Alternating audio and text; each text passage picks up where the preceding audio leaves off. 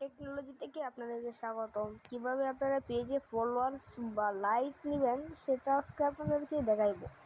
হ্যাঁ, সেই জন্য আপনাদেরকে চলে যেতে হবে ফেসবুক অফিসিয়াল আমার অফিসিয়াল পেজটিতে।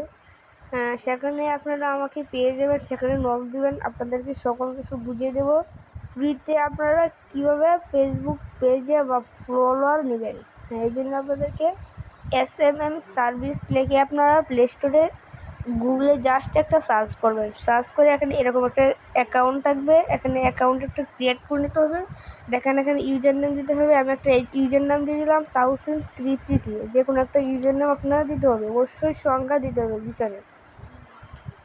তারপরে একটা নাম দিবেন, ছোটো একটি নাম দিবেন। তারপরে আপনার ইমেল অ্যাড্রেসটি দিয়ে দিবেন এখানে।